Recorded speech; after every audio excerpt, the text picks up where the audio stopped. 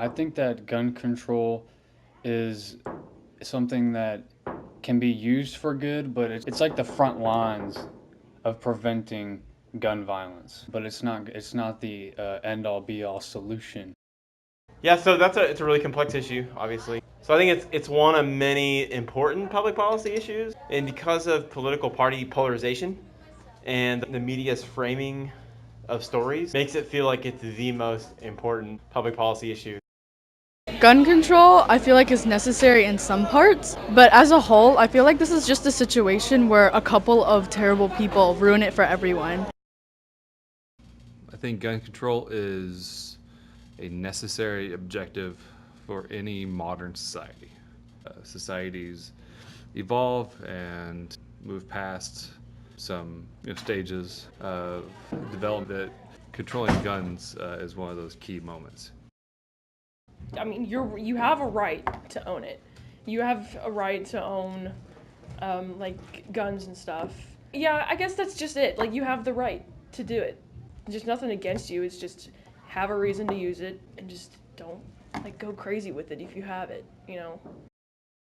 When we were coming up with these amendments, we were again in war with like Britain and trying to get our own independence. And in that case, that is a reasonable reason to have a gun. But in terms of nowadays and needing a gun, again, like hunting is exceptions, and there are exceptions to having a gun and having the right to bear a gun. But in terms of using it just to have it, I think is what needs to be resolved. I think the Second Amendment is an amendment that was written at a time when the United States was very poor. We have absolutely no real military. We were relying on heavily personalized militias. By personalized, I mean local militias who were, needed to protect. I mean, literally providing for the common defense because we didn't really have much of a common defense yet. I think they're so accessible now that people are just using them. Right, taking advantage of it. Yeah. If the government realistically wanted to attack its people, we are at the mercy of the government. And whether we have a semi-automatic or a militaristic gun is not going to make a whole heck of a lot of difference compared to the level of armament that our government has. So I think it's sort of a false narrative to sit there and say, well, this is a way to protect ourselves from the government and to a greater extent to any external threat to our family that's within our neighborhood that's outside of the government. But you don't need a semi-automatic or military grade weapon to do that or to go hunting, as a lot of people have purported. So. If you feel like your gun is there to protect you from the government, you understand that the government is not going to be some politician that comes banging on your door demanding that you give up your freedom. The government will send the military, which has bigger guns and more guns than you.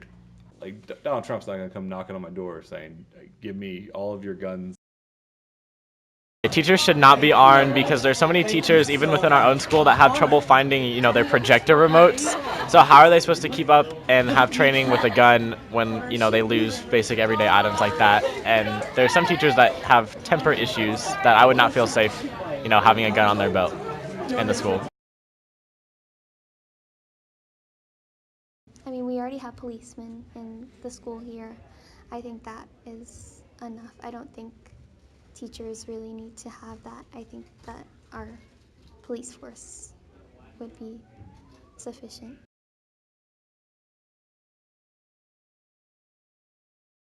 I think, if you want to use the analogy, this is like an open wound on America, the issue of gun violence. And what a lot of people want to do is stick like tiny Band-Aids on it.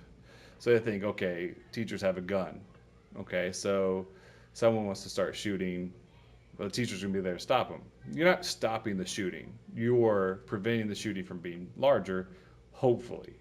You're assuming that the teacher that has the gun is close by, the teacher has the gun, has proper training, and can get the gun out, can get it loaded, and can get out there before these things happen. But as we've seen over the last few instances of these kind of mass shootings, they happen within minutes, they happen at random, and they happen away from SROs and away from areas where there might be resistance. So when we talk about safety measures like teachers owning guns or metal detectors at the doors, this is not stopping the problem.